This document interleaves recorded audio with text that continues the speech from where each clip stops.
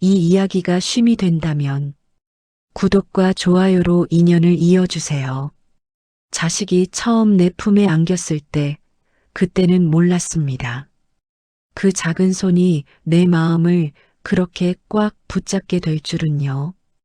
그 작은 숨소리 하나하나가 내 온 마음을 다 가져가 버릴 줄은요. 병원 창밖으로 햇살이 들어오던 그 아침, 세상 모든 것이 멈춘 것만 같았습니다. 그저 이 작은 생명이 건강하게 자라주기만 바랐습니다. 커다란 욕심 같은 건 없었습니다. 그냥 웃어주기만 하면, 밥 잘 먹어주기만 하면, 아프지 않고 자라주기만 하면 그것으로 충분했습니다. 그때의 그 마음을 기억하십니까? 아무것도 바라지 않았던 그 마음을요. 그런데 어느 순간부터였을까요? 그 마음에 조금씩 다른 것들이 섞이기 시작했습니다.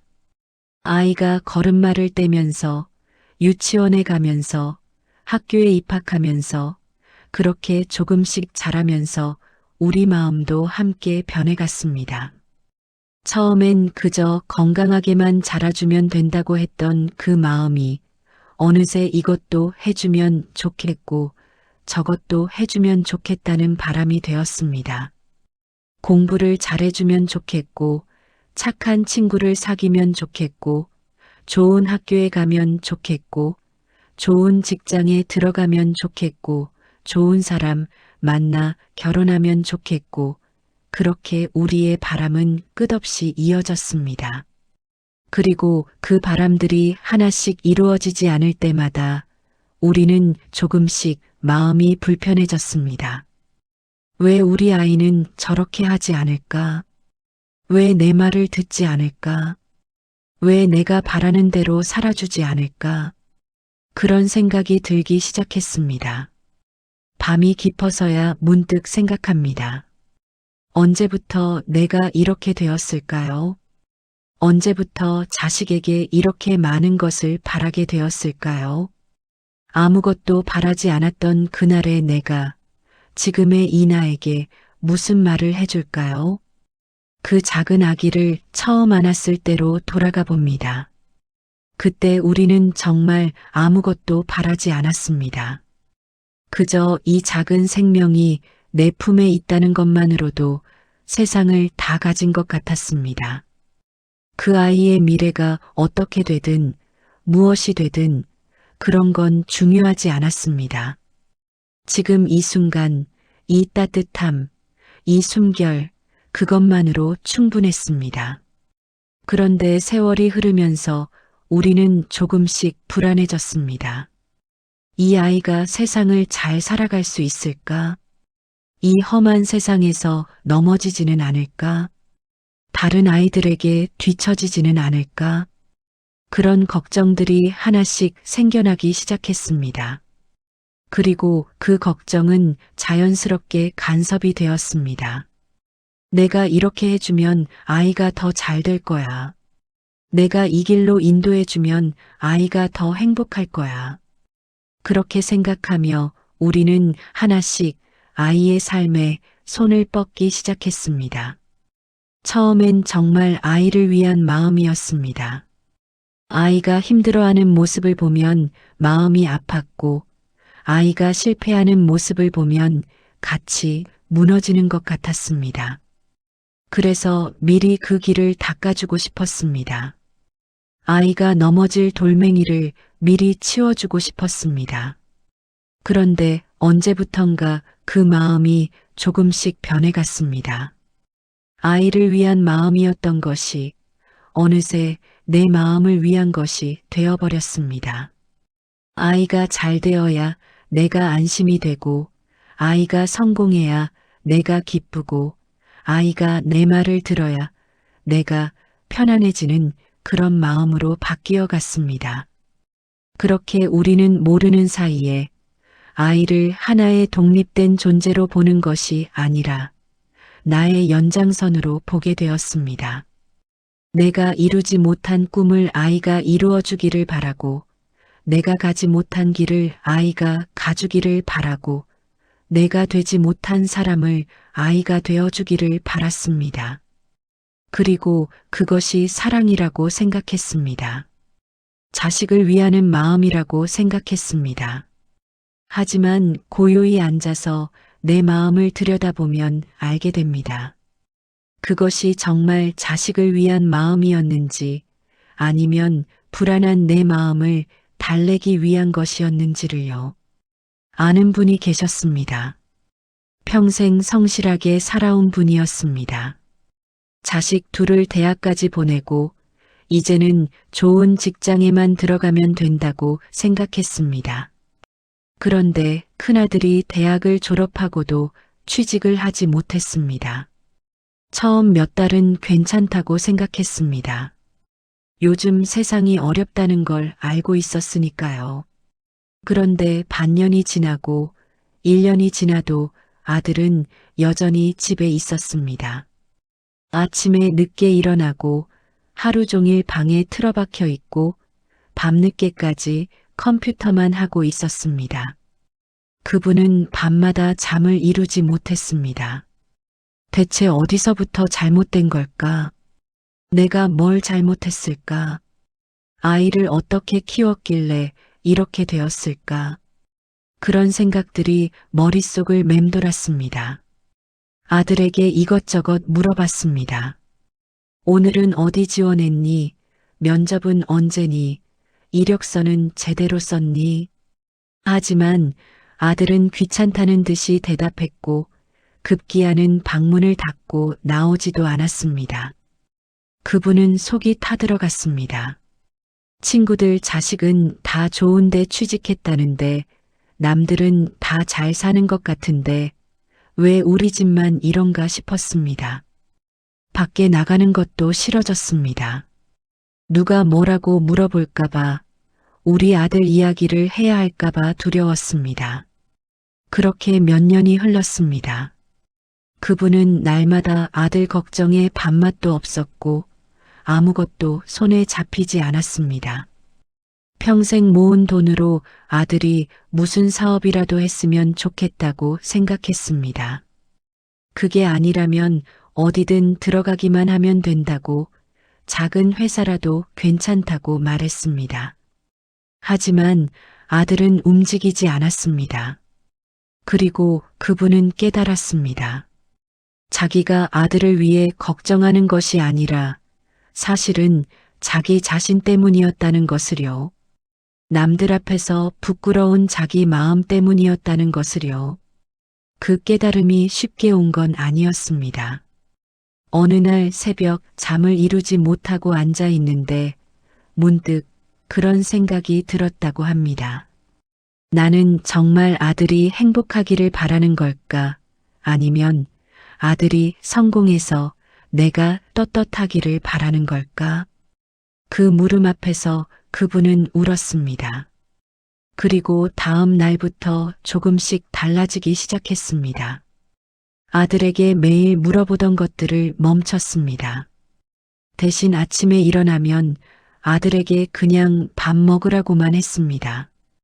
아들이 방에서 나와 거실에 앉아 있으면 말없이 옆에 앉아 있어 주었습니다. 그렇게 몇 달이 지났을까요?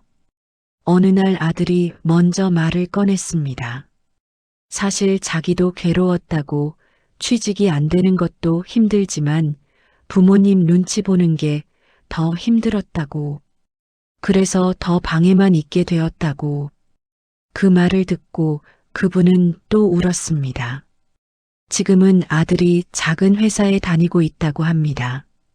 크지 않은 회사지만 아들은 나름 만족하며 다닌다고 합니다. 그리고 그분도 이제는 편안합니다.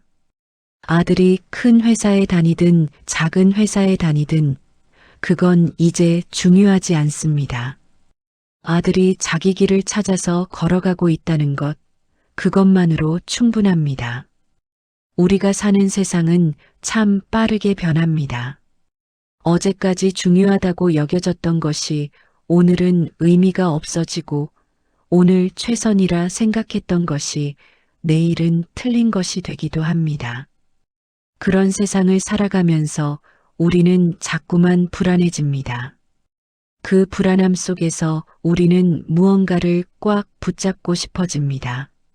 확실한 무언가, 변하지 않을 무언가, 내가 의지할 수 있는 무언가를 원하게 됩니다. 그리고 그것이 자식이 되어버린 것은 아닐까요? 자식만은 내 편이어야 한다고 생각했습니다. 자식만은 나를 떠나지 않을 거라고 믿었습니다. 자식만은 내가 원하는 대로 해줄 거라고 기대했습니다. 그래서 자식을 더 꽉 움켜쥐게 되었습니다. 아침에 눈을 뜨면 가장 먼저 자식 생각이 납니다. 밥은 잘 먹었을까? 일은 잘 되고 있을까? 건강하게 지내고 있을까? 하루 종일 자식 걱정을 하며 살아갑니다. 그리고 밤이 되어 잠들기 전에도 자식 생각을 하며 잠이 듭니다. 그렇게 우리의 하루는, 우리의 삶은 온통 자식으로 가득 차 있습니다. 자식이 전부가 되어버렸습니다. 자식이 잘 되면 내가 행복하고 자식이 힘들면 내가 불행합니다. 자식의 삶이 곧 나의 삶이 되어버렸습니다. 그런데 가만히 생각해 보면 그것이 과연 자식을 위한 것일까요? 아니면 나를 위한 것일까요? 또 다른 분 이야기입니다. 딸이 결혼을 하고 아이를 낳았습니다. 손주가 태어나니 그렇게 기쁠 수가 없었습니다. 작은 손을 보고 있으면 자기 자식을 키우던 그때가 생각났습니다. 딸이 일을 해야 한다며 아이를 맡겼습니다. 처음엔 기꺼이 맡았습니다. 손주를 키우는 것도 좋고 딸을 도와주는 것도 당연한 일이라고 생각했습니다. 그런데 몇 달이 지나고 1년이 지나자 조금씩 힘들어지기 시작했습니다. 아침 일찍 손주를 맡아서 저녁 늦게까지 돌봐야 했습니다. 그러다 보니 자기 시간이 전혀 없었습니다. 친구들과 약속도 잡을 수가 없었고 가고 싶었던 문화센터도 포기해야 했습니다. 젊었을 때도 자식 키우느라 정신없었는데 이제 나이 들어서 또다시 아이를 키우고 있었습니다. 몸도 예전 같지 않아서 허리도 아프고 무릎도 아팠습니다. 하루가 끝나면 녹초가 되어 쓰러져 잠들었습니다. 그러다 문득 생각했습니다. 나는 언제쯤 내 인생을 살 수 있을까? 언제까지 누군가를 돌보며 살아야 할까? 평생 자식을 키우고 이제는 손주를 키우고 그럼 나는 언제 나를 위해 살 수 있을까? 그런 생각이 들자 미안한 마음이 들었습니다. 손주가 미운 건 아닌데 딸이 밉지도 않은데 왜 이런 생각이 드는지 자기 자신이 이기적으로 느껴졌습니다. 하지만 누군가 그분에게 말해줬으면 합니다. 그런 생각이 드는 게 당연하다고, 그게 이기적인 게 아니라고. 당신도 당신의 삶을 살 권리가 있다고요. 그분은 용기를 내서 딸에게 말했습니다. 손주를 사랑하지만 매일 돌보는 건 이제 힘들다고. 일주일에 며칠만 봐주면 안 되겠냐고. 처음엔 딸이 섭섭해했습니다. 하지만 결국에는 이해해 주었습니다. 지금은 일주일에 사흘만 손주를 봐준다고 합니다. 그리고 나머지 날들은 자기 시간을 갖습니다. 문화센터도 다니고 친구들도 만나고 혼자만의 시간도 가집니다. 그러니 오히려 손주를 볼 때 더 즐겁다고 합니다. 의무가 아니라 기쁨으로 만날 수 있게 되었다고 합니다. 자식을 사랑한다는 것은 무엇일까요? 자식을 위한다는 것은 무엇일까요? 우리는 그 물음 앞에서 조용히 서보아야 합니다. 사랑과 집착은 참 비슷해 보입니다. 둘 다 상대를 아끼는 마음에서 시작하니까요. 둘 다 상대를 잃고 싶지 않은 마음을 담고 있으니까요. 하지만 그 둘 사이에는 큰 차이가 있습니다. 사랑은 상대가 행복하기를 바라는 마음입니다. 상대가 자기 길을 가는 것을 응원하는 마음입니다. 비록 그 길이 내가 원하는 길이 아니더라도, 비록 그 선택이 내 마음에 들지 않더라도, 그것이 상대가 원하는 것이라면 존중해주는 마음입니다. 하지만 집착은 다릅니다. 집착은 상대가 내가 원하는 대로 되기를 바라는 마음입니다. 상대가 내 곁에 머물러 주기를, 내 말을 들어주기를, 내가 바라는 모습으로 살아주기를 원하는 마음입니다. 그리고 그것이 이루어지지 않을 때 괴로워하고 화를 내고 서운해하는 마음입니다. 우리는 자식을 사랑한다고 말합니다. 하지만 정말 그것이 사랑일까요? 아니면 집착일까요? 자식이 내 말을 듣지 않을 때 화가 납니까? 자식이 내가 원하는 길을 가지 않을 때 마음이 불편합니까? 자식이 나와 다른 생각을 가졌을 때 받아들이기 힘듭니까? 만약 그렇다면 그것은 사랑이 아니라 집착에 가까운 것인지도 모릅니다. 누군가는 말합니다.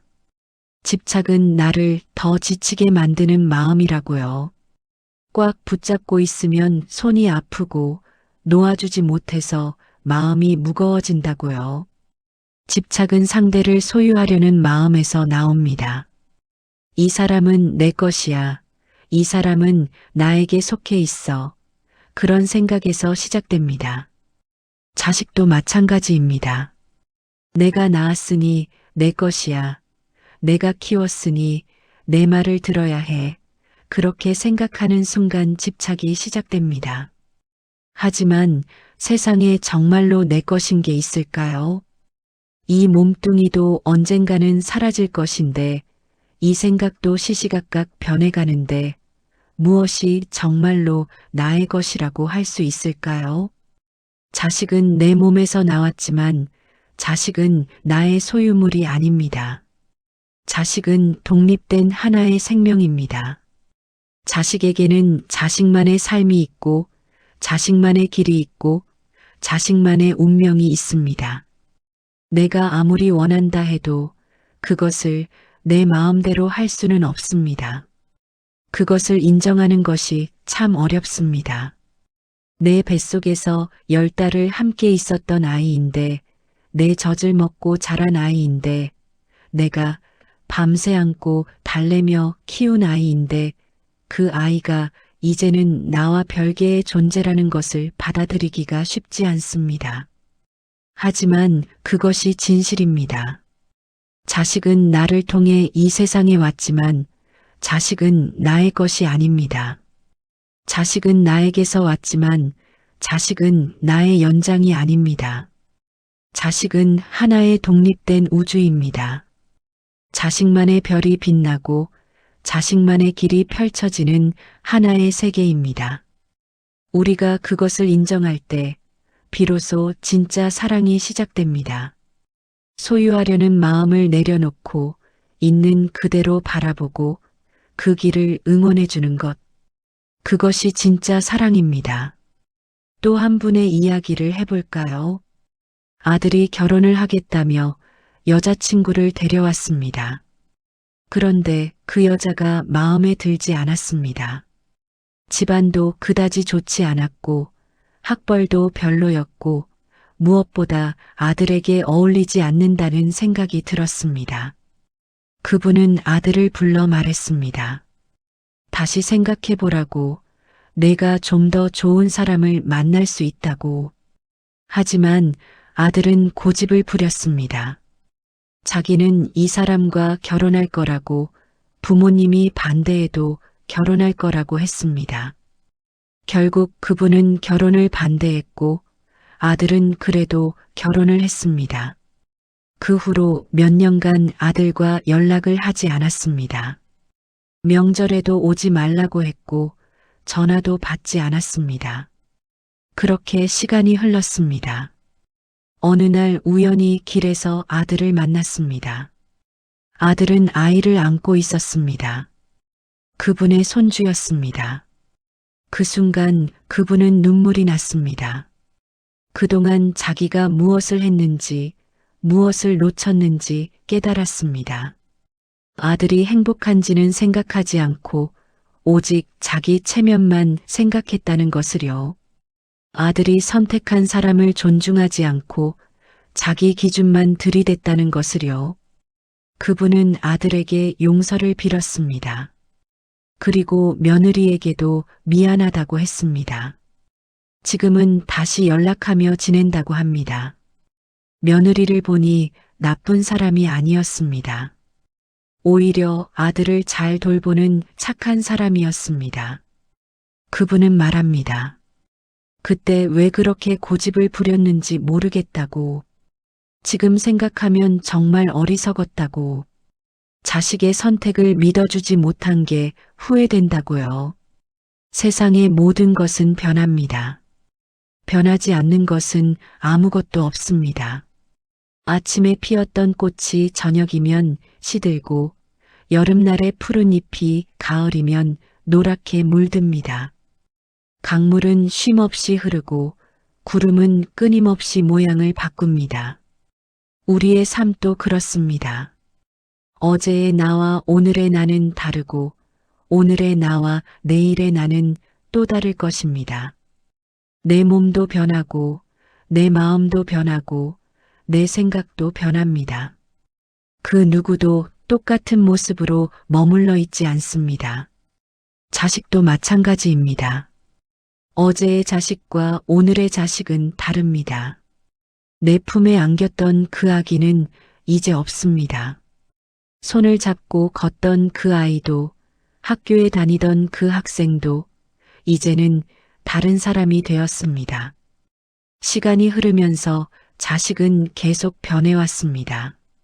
하지만 우리는 자꾸만 과거의 모습을 기억합니다.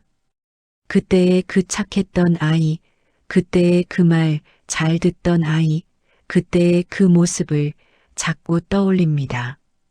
그리고 지금의 자식이 그때와 다른 모습을 보이면 당황합니다. 왜 변했을까? 왜 예전 같지 않을까?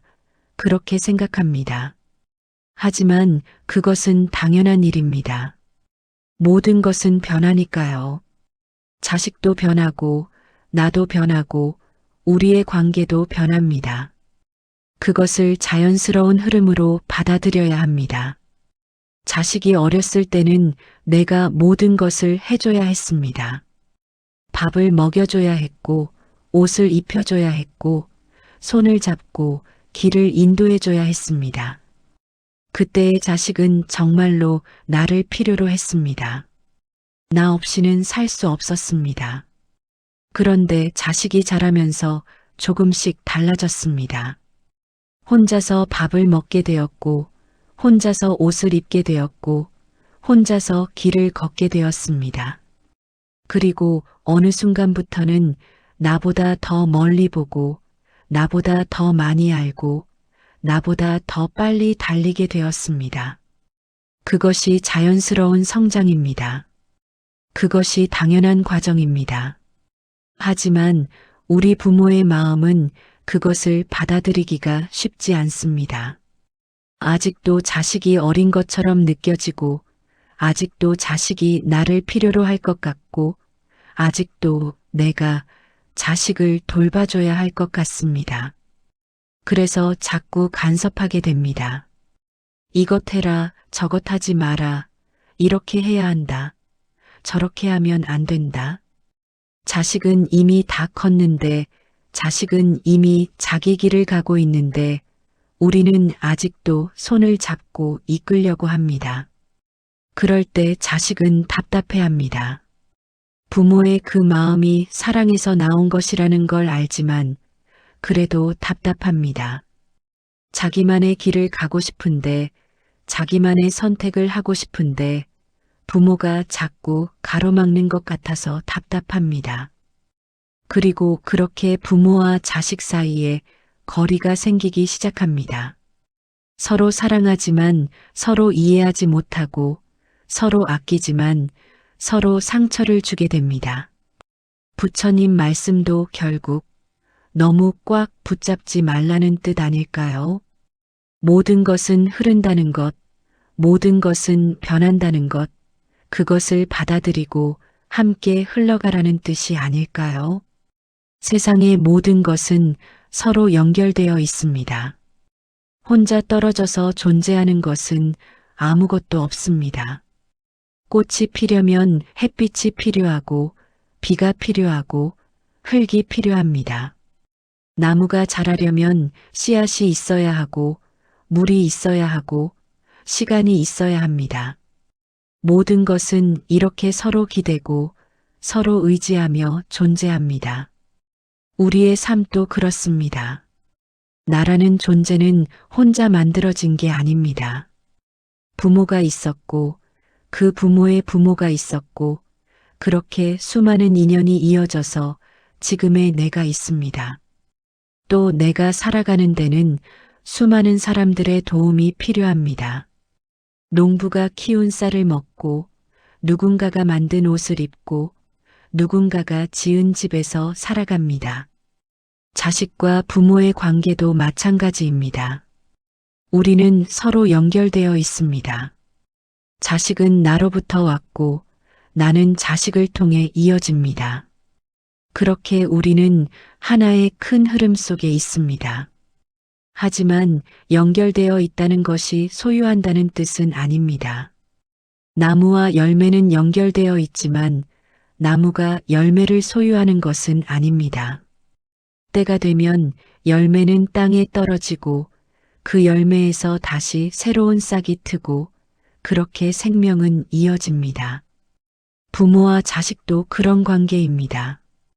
우리는 자식을 이 세상에 낳았지만 자식을 소유하는 것은 아닙니다. 자식에게는 자식만의 삶이 있고 자식은 자기 길을 가야 합니다. 그것이 자연스러운 순리입니다. 우리가 자식을 놓아준다는 것은 자식을 버린다는 뜻이 아닙니다. 자식을 사랑하지 않는다는 뜻도 아닙니다. 오히려 그 반대입니다. 진정으로 사랑하기 때문에 놓아주는 것입니다. 자식이 자유롭게 날 수 있도록, 자식이 자기 삶을 살 수 있도록 그렇게 해주는 것이 진짜 사랑입니다. 나뭇가지에 매달린 새를 생각해 봅니다. 새가 날아가려고 하는데 가지가 새를 붙잡고 있다면 어떻게 될까요? 새는 날지 못하고 가지에 묶인 채로 힘들어할 것입니다. 진정으로 새를 아낀다면 가지는 새를 놓아줘야 합니다. 그래야 새가 자유롭게 하늘을 날 수 있습니다. 부모와 자식의 관계도 그렇습니다. 자식이 날아가려고 하는데 우리가 자꾸 붙잡고 있으면 자식은 날지 못합니다. 자식이 자기 길을 가려고 하는데 우리가 자꾸 막고 있으면 자식은 갈 수 없습니다. 놓아준다는 것, 그것이 참 어려운 일입니다. 평생을 함께해온 자식을, 내 모든 것을 다 바쳐서 키운 자식을 그렇게 놓아준다는 것이 어떻게 쉽겠습니까? 하지만 그것이 자식을 위하는 길입니다. 그리고 결국에는 나를 위하는 길이기도 합니다. 자식을 꽉 붙잡고 있을 때 우리는 편안하지 않습니다. 자식이 내 뜻대로 움직이지 않으면 불안하고 자식이 내 말을 듣지 않으면 화가 납니다. 자식의 삶을 걱정하느라 내 삶을 제대로 살지 못합니다. 밤낮으로 자식 생각에 마음이 편할 날이 없습니다. 그런데 자식을 놓아줄 때 오히려 마음이 편안해집니다. 자식은 자식대로 자기 길을 가고 나는 나대로 내 삶을 살 수 있습니다. 자식이 잘 되면 함께 기뻐하고 자식이 힘들면 옆에서 응원해주되 자식의 삶에 내가 과도하게 개입하지 않습니다. 그렇게 조금 떨어져서 바라볼 때 비로소 자식이 제대로 보입니다. 자식이 얼마나 성장했는지, 자식이 얼마나 훌륭한 사람이 되었는지 그것이 비로소 보입니다. 놓음은 상대를 있는 그대로 인정하는 것입니다. 내가 원하는 모습이 아니라 상대가 원하는 모습으로 살아갈 수 있도록 허락하는 것입니다. 내가 바라는 길이 아니라 상대가 선택한 길을 존중하는 것입니다. 그것은 참 큰 사랑입니다. 내 욕심을 내려놓고 내 기대를 내려놓고 오직 상대의 행복만을 바라는 마음입니다. 그것이 진짜 사랑입니다. 우리가 자식을 사랑한다고 말할 때 정말로 자식의 행복을 바라는 걸까요? 아니면 자식이 내 뜻대로 살아주기를 바라는 걸까요? 이 물음 앞에서 우리는 정직해져야 합니다. 만약 자식이 내가 원하는 직업이 아닌 다른 일을 하고 싶다고 한다면 나는 그것을 받아들일 수 있을까요? 만약 자식이 내가 바라는 사람이 아닌 다른 사람과 결혼하고 싶다고 한다면 나는 그것을 축복해 줄 수 있을까요? 만약 자식이 나와 다른 가치관을 가지고 살아간다면 나는 그것을 인정할 수 있을까요? 이런 질문들에 솔직히 답해보면 우리 마음속에 무엇이 있는지 알 수 있습니다. 정말로 자식을 사랑하는 마음인지 아니면 자식을 통해 내 욕심을 채우려는 마음인지 알 수 있습니다. 놓음은 포기가 아닙니다. 자식에게 관심을 끊는 것이 아닙니다. 오히려 더 깊은 관심입니다. 다만 그 관심의 방향이 다를 뿐입니다. 자식을 붙잡고 있을 때의 관심은 내가 원하는 것을 향해 있습니다. 자식이 이렇게 하면 좋겠다. 저렇게 되면 좋겠다. 그런 내 바람을 향해 있습니다. 하지만 자식을 놓아줄 때의 관심은 자식 자체를 향해 있습니다. 자식이 지금 무엇을 원하는지, 자식이 지금 무엇을 필요로 하는지, 자식이 지금 어떤 마음인지 그것을 향해 있습니다. 그렇게 자식을 있는 그대로 바라볼 때 비로소 자식과 진정으로 소통할 수 있습니다. 내 기대를 강요하는 것이 아니라 자식의 이야기를 들어줄 수 있습니다. 내 뜻을 따르라고 하는 것이 아니라 자식의 길을 응원해 줄 수 있습니다. 그렇게 내 욕심을 빼고 순수하게 자식만을 바라보는 마음, 그것이 진짜 사랑입니다. 자식을 놓아준다고 해서 자식에 대한 사랑이 줄어드는 것은 아닙니다. 오히려 그 반대입니다. 진정으로 놓아줄 때 사랑은 더 깊어지고 더 넓어집니다. 붙잡고 있을 때의 사랑은 조건이 있습니다. 내 말을 들으면 사랑하고 내 뜻대로 하면 사랑합니다. 자식이 내 기대에 부응할 때 사랑하고 자식이 성공했을 때 사랑합니다. 그것은 조건부 사랑입니다. 하지만 놓아줄 때의 사랑은 조건이 없습니다. 자식이 무엇을 하든 자식이 어떤 선택을 하든 그냥 자식이기 때문에 사랑합니다. 자식이 성공하든 실패하든 자식이 내 뜻을 따르든 따르지 않든 그냥 자식의 존재 자체를 사랑합니다. 그것이 무조건적인 사랑입니다. 그것이 진짜 사랑입니다. 그런 사랑을 받을 때 자식은 비로소 안정감을 느낍니다. 내가 무엇을 하든 부모는 나를 사랑한다는 것을 알 때 자식은 자유롭게 자기 길을 갈 수 있습니다. 실패를 두려워하지 않고 도전할 수 있고 남의 시선을 의식하지 않고 자기가 원하는 삶을 살 수 있습니다. 그리고 그렇게 자유롭게 자란 자식은 오히려 부모에게 더 자주 돌아옵니다. 억지로 붙잡아 놓지 않아도 자식은 부모를 찾아옵니다. 그것이 진짜 관계입니다. 새가 날아갔다가 다시 돌아오듯이 자식도 그렇게 돌아옵니다. 억지로 묶어 놓으면 도망가지만 자유롭게 풀어주면 다시 돌아옵니다. 그것이 자연스러운 흐름입니다. 자식을 놓아주는 것은 하루아침에 되는 일이 아닙니다. 평생을 함께 해온 습관을 평생 가져온 마음을 단번에 바꾸기는 어렵습니다. 그것은 천천히 조금씩 연습해 나가야 하는 일입니다. 먼저 작은 것부터 시작해 볼 수 있습니다. 자식에게 하고 싶었던 말을 한 번쯤 삼켜봅니다. 자식의 선택에 간섭하고 싶었던 마음을 한 번쯤 참아봅니다. 자식이 내 뜻과 다르게 행동할 때 화를 내는 대신 잠시 멈춰서 생각해 봅니다. 왜 내가 화가 났을까? 정말로 자식을 위해서일까? 아니면 내 뜻대로 되지 않아서일까?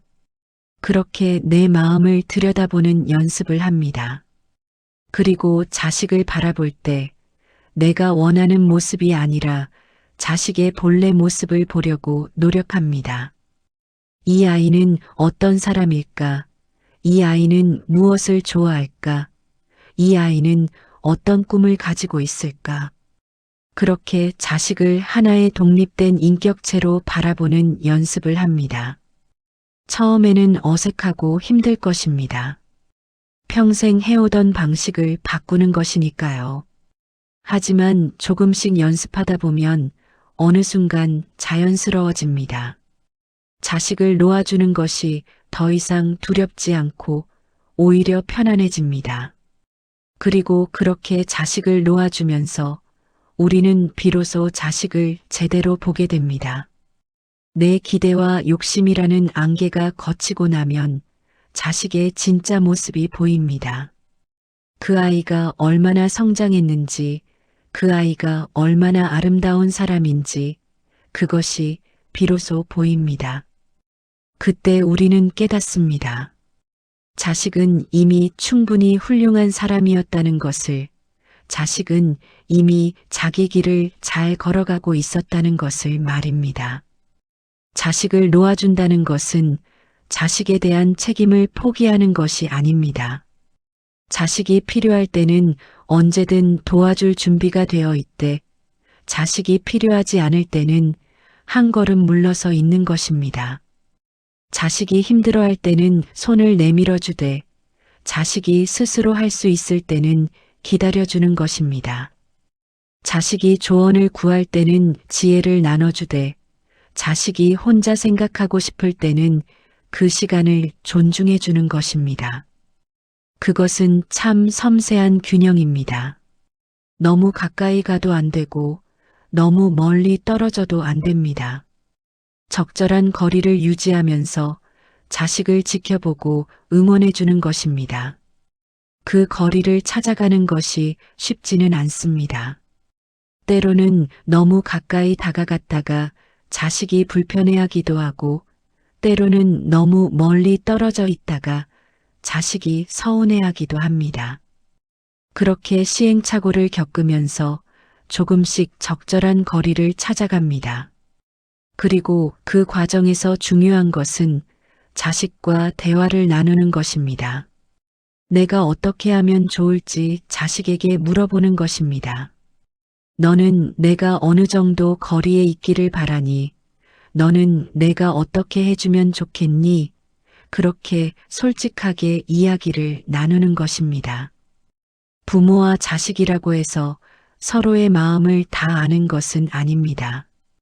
오히려 가장 가까운 사이이기 때문에 서로를 오해하는 경우가 많습니다. 그래서 대화가 필요합니다. 서로의 생각을 나누고 서로의 마음을 이해하려는 노력이 필요합니다. 그리고 그 대화를 할 때 내 생각을 강요하는 것이 아니라 자식의 생각을 듣는 것이 먼저입니다. 내가 이렇게 생각하는데 너는 어떠니? 가 아니라 너는 어떻게 생각하니? 가 먼저입니다. 자식의 이야기를 진심으로 들어주는 것, 그것만으로도 큰 사랑입니다. 자식은 자기 이야기를 들어주는 사람을 원합니다. 충고를 해주는 사람, 해결책을 제시해주는 사람이 아니라 그냥 들어주는 사람을 원합니다. 그래서 자식이 무슨 이야기를 할 때 서둘러 조언을 하려고 하지 않습니다. 그냥 고개를 끄덕이며 들어줍니다. 그래, 그랬구나. 그렇게 힘들었구나. 그 정도만 해도 충분합니다. 자식은 부모의 조언을 원하는 것이 아니라 부모의 공감을 원합니다. 부모가 자기 마음을 이해해 주기를, 자기 편이 되어 주기를 원합니다. 그것을 기억해야 합니다. 자식을 놓아주면서도 계속 사랑할 수 있는 방법은 무엇일까요? 그것은 자식의 삶이 아니라 자식의 존재 자체를 사랑하는 것입니다. 자식이 무엇을 성취했는지, 자식이 어떤 일을 하는지, 그런 것들은 사실 중요하지 않습니다. 정말로 중요한 것은 자식이 이 세상에 존재한다는 그 자체입니다. 자식이 건강하게 숨을 쉬고 있다는 것, 자식이 자기 삶을 살아가고 있다는 것, 자식이 이 세상 어딘가에서 웃고 울고 살아가고 있다는 것, 그것만으로도 감사한 일입니다. 처음 자식을 품에 안았을 때의 그 마음으로 돌아가 봅니다. 그때 우리는 아무것도 바라지 않았습니다. 그저 이 아이가 살아 숨쉬고 있다는 것만으로도 기뻤습니다. 그 마음을 다시 떠올려 봅니다. 자식이 지금 어떤 일을 하든, 자식이 지금 어디에 있든, 그것은 중요하지 않습니다. 중요한 것은 자식이 건강하게 잘 살아가고 있다는 것, 자식이 자기만의 방식으로 행복을 찾아가고 있다는 것입니다. 그것을 믿어주는 것이 사랑입니다. 자식이 잘할 거라고, 자식이 자기 길을 잘 찾아갈 거라고 그렇게 믿어주는 것입니다. 부모가 자식을 믿어주면 자식은 용기를 얻습니다. 실패가 두렵지 않고 도전할 수 있습니다. 부모가 자기를 믿어준다는 것을 알기 때문에 넘어져도 다시 일어설 수 있습니다. 반대로 부모가 자식을 걱정만 하면 자식은 불안해집니다. 나를 믿지 못하는구나. 나는 부족한 사람인가 보다. 그렇게 생각하게 됩니다. 그래서 더욱 위축되고 자신감을 잃게 됩니다. 자식을 사랑한다면 자식을 믿어줘야 합니다. 자식이 실수할 수도 있고, 자식이 돌아갈 수도 있고, 자식이 넘어질 수도 있습니다. 하지만 그것도 자식의 삶입니다. 그것도 자식이 배워야 할 과정입니다. 우리가 미리 모든 돌멩이를 치워줄 수는 없습니다. 우리가 대신 그 길을 걸어줄 수도 없습니다. 자식은 자식 스스로 그 길을 걸어가야 합니다. 넘어지고 일어서고 실수하고 배우고 그렇게 성장해야 합니다. 우리가 할 수 있는 것은 그 과정을 지켜보고 응원해 주는 것뿐입니다. 자식이 넘어졌을 때 일으켜 주는 것이 아니라 자식이 스스로 일어설 때까지 기다려 주는 것입니다. 자식이 힘들어할 때 대신 해주는 것이 아니라 자식이 해낼 수 있다고 믿어주는 것입니다. 그것이 진짜 사랑입니다. 그것이 자식을 놓아주면서도 계속 사랑하는 방법입니다. 그리고 자식을 응원하는 방법도 중요합니다. 자식이 무언가를 해냈을 때만 칭찬하는 것이 아니라 자식이 노력하는 과정 자체를 인정해 주는 것입니다. 결과가 좋지 않아도 자식이 최선을 다했다면 그것을 인정해 줍니다. 성공하지 못했어도 자식이 포기하지 않고 도전했다면 그것을 칭찬해 줍니다. 자식에게 필요한 것은 완벽한 결과가 아니라 부모의 인정과 응원입니다. 부모가 자기를 있는 그대로 받아들여 준다는 것을 알 때 자식은 비로소 마음의 평안을 얻습니다.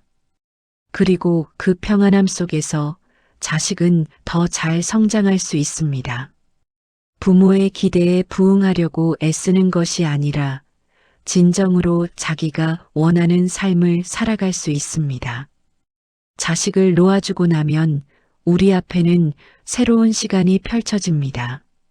자식에게 쏟았던 그 많은 시간과 에너지가 이제는 우리에게 돌아옵니다. 그 시간을 어떻게 보낼 것인가, 그것이 중요한 문제가 됩니다. 많은 분들이 이 시간을 두려워합니다. 평생을 자식을 위해 살아왔는데 이제 자식이 떠나고 나니 무엇을 해야 할지 모르겠다고 합니다. 텅 빈 것 같고 허전하다고 합니다. 그것은 자연스러운 감정입니다. 평생 함께했던 사람이 떠나면 당연히 허전하고 외롭습니다. 하지만 그 감정에 머물러 있을 것이 아니라 이제는 나를 위한 삶을 시작할 때입니다. 평생 자식을 위해 살았다면 이제는 나를 위해 살아도 됩니다. 평생 자식의 필요를 채워주었다면 이제는 내 필요를 채워줄 수 있습니다. 그것은 이기적인 것이 아닙니다. 그것은 당연한 권리입니다. 자식이 어렸을 때는 자식을 돌보는 것이 우리의 역할이었습니다. 하지만 자식이 자랐다면 이제는 그 역할에서 벗어나도 됩니다. 자식은 이제 스스로 자기 삶을 책임질 수 있습니다. 우리는 이제 우리 삶을 책임지면 됩니다. 그러면 무엇을 할 수 있을까요? 젊었을 때 하고 싶었지만 하지 못했던 일들을 해볼 수 있습니다. 배우고 싶었던 것을 배우고, 가고 싶었던 곳을 가고, 만나고 싶었던 사람들을 만날 수 있습니다. 아니면 새로운 것을 시작해 볼 수도 있습니다. 평생 해보지 않았던 일, 평생 생각해 보지 않았던 것들을 도전해 볼 수 있습니다. 나이가 들었다고 해서 새로운 것을 시작할 수 없는 것은 아닙니다. 중요한 것은 자식이 아닌 나 자신을 위한 삶을 사는 것입니다. 자식의 눈치를 보며 사는 것이 아니라 내가 원하는 대로 사는 것입니다. 자식은 부모가 행복하기를 바랍니다. 부모가 자기 때문에 희생하는 것을 원하지 않습니다. 부모가 자기 삶을 즐기며 사는 모습을 보고 싶어 합니다. 그것을 기억해야 합니다. 우리가 행복하게 살아가는 모습을 보여주는 것, 그것이 자식에게 줄 수 있는 가장 큰 선물입니다. 자식은 그것을 보며 안심합니다. 부모님이 잘 지내시는구나, 부모님이 행복하시구나, 그렇게 생각하며 자기 삶에 더 집중할 수 있습니다. 반대로 우리가 자식만 생각하며 불행하게 살면 자식은 죄책감을 느낍니다. 나 때문에 부모님이 힘들어 하시는구나, 나 때문에 부모님이 희생하시는구나, 그렇게 생각하며 마음이 무거워집니다. 그래서 우리가 행복해야 합니다. 자식을 위해서라도, 우리 스스로를 위해서라도 행복해야 합니다. 행복은 거창한 것이 아닙니다. 매일 아침 눈을 떴을 때 오늘 하루가 기대되는 것, 밤에 잠들기 전에 오늘도 좋은 하루였다고 생각할 수 있는 것, 그것이 행복입니다. 작은 것에서 기쁨을 찾는 것입니다. 아침 햇살이 창문으로 들어오는 것, 따뜻한 차 한 잔, 좋아하는 음악, 산책길의 꽃, 이런 작은 것들에서 행복을 느끼는 것입니다. 그리고 사람들과의 관계도 중요합니다. 자식만이 전부가 아닙니다. 친구도 있고, 이웃도 있고, 함께 무언가를 할 수 있는 사람들이 있습니다. 그런 관계를 만들어가는 것도 중요합니다. 혼자 있는 시간도 소중하게 여겨야 합니다. 평생 누군가를 돌보며 살았다면 이제는 혼자만의 시간을 가질 수 있습니다. 그 시간 동안 책을 읽을 수도 있고, 조용히 앉아 있을 수도 있고, 그냥 아무 생각 없이 쉴 수도 있습니다. 혼자 있는 것이 외로운 것이 아닙니다. 혼자 있는 시간은 나를 돌아보는 시간이고, 나를 충전하는 시간입니다. 그 시간이 있어야 다른 사람들과도 건강하게 관계를 맺을 수 있습니다. 자식 이후의 삶이 끝이 아닙니다. 오히려 새로운 시작입니다. 이제는 누구의 부모가 아니라 나 자신으로 살아갈 수 있습니다. 평생 누군가의 역할을 했다면 이제는 그 역할에서 벗어나 진짜 나를 찾을 수 있습니다. 진짜 나는 누구일까요? 부모라는 역할을 벗어던지고 나면 그 안에 어떤 나가 있을까요? 그것을 찾아가는 여정이 바로 이 시간입니다. 젊었을 때의 나는 어떤 꿈을 가지고 있었나요? 결혼하고 아이를 낳기 전 나는 무엇을 좋아했나요? 어떤 것에 가슴이 뛰었나요? 그것을 다시 떠올려 봅니다. 그리고 지금의 나는 무엇을 원하는지 생각해 봅니다. 남은 시간을 어떻게 보내고 싶은지, 무엇을 하며 살고 싶은지 진지하게 생각해 봅니다. 나이가 들었다고 해서 꿈을 포기할 필요는 없습니다. 젊었을 때 못했던 일들을 지금 해볼 수 있습니다.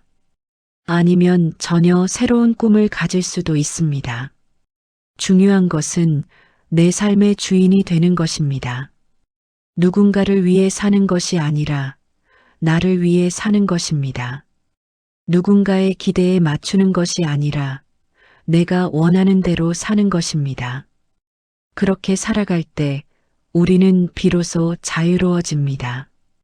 자식에게 얽매이지 않고 세상의 시선에 흔들리지 않고 오직 내 마음이 이끄는 대로 살아갈 수 있습니다.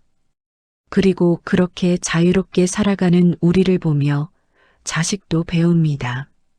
아, 저렇게 사는 것이구나. 나이가 들어서도 저렇게 당당하게 자기 삶을 살 수 있구나. 그것을 보며 자식도 용기를 얻습니다. 우리가 보여주는 삶의 모습이 자식에게는 가장 큰 가르침입니다. 말로 가르치는 것이 아니라 삶으로 보여주는 것입니다. 자식을 놓아주는 것과 자식을 사랑하는 것은 모순되지 않습니다. 오히려 진정으로 사랑하기 때문에 놓아줄 수 있습니다. 그리고 놓아주었기 때문에 더 깊이 사랑할 수 있습니다. 자식과의 관계도 변합니다. 부모와 자식이라는 위계가 아니라 어른과 어른으로서 만나게 됩니다. 서로를 존중하고 서로의 삶을 인정하며 동등한 관계를 맺게 됩니다.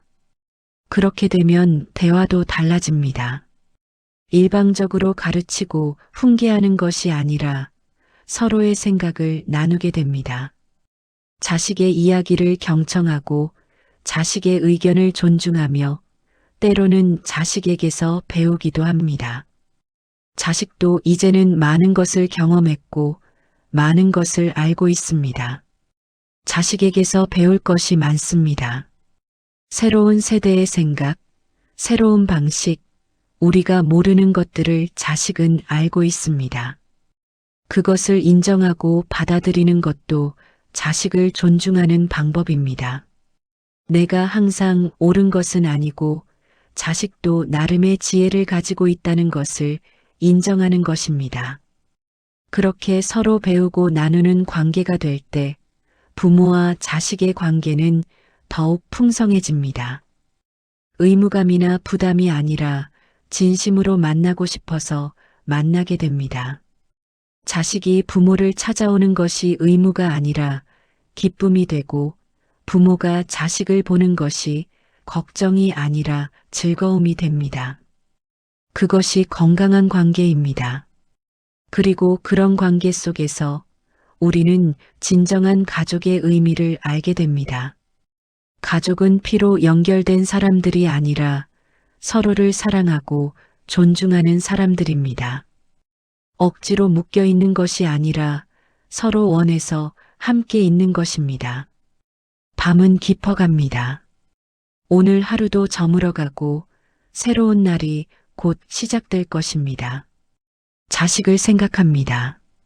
지금쯤 자식은 무엇을 하고 있을까요? 잘 지내고 있을까요? 행복할까요? 그 마음은 변하지 않습니다.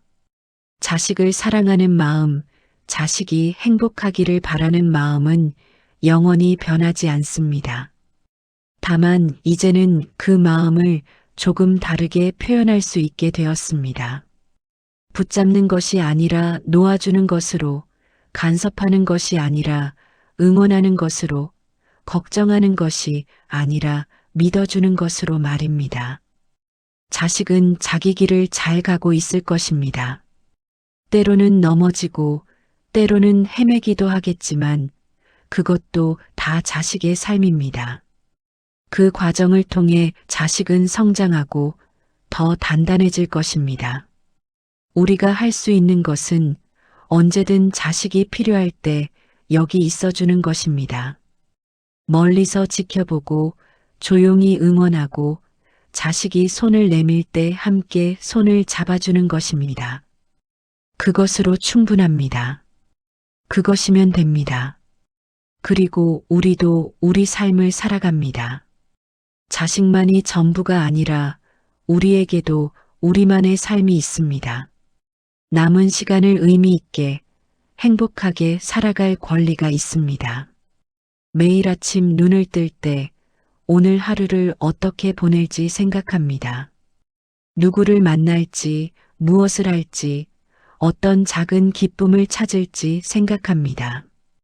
저녁이 되어 잠들기 전에는 오늘 하루를 돌아봅니다. 좋았던 순간들을 떠올리고 감사한 것들을 세어봅니다. 그리고 내일을 기대하며 잠이 듭니다.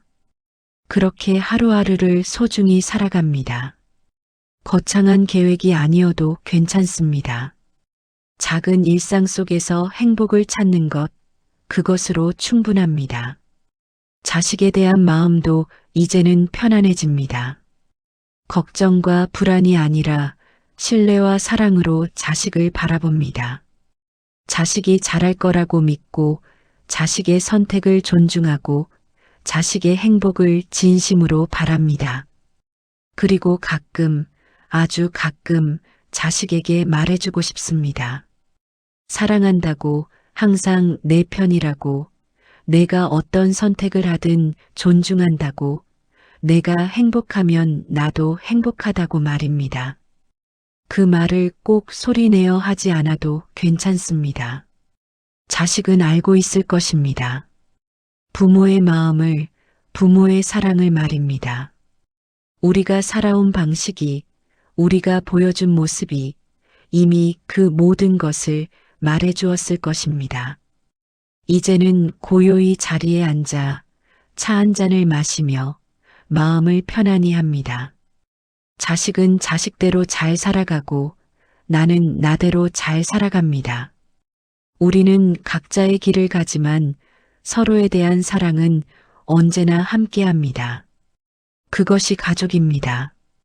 그것이 부모와 자식의 관계입니다. 함께 있어도 떨어져 있어도 마음은 언제나 연결되어 있습니다. 그 연결은 보이지 않지만 단단하고 소리 없지만 깊습니다. 창밖을 봅니다. 밤하늘에 별이 빛나고 고요한 바람이 불어옵니다. 모든 것이 제자리에 있습니다. 모든 것이 자기 길을 가고 있습니다. 우리도 그렇습니다.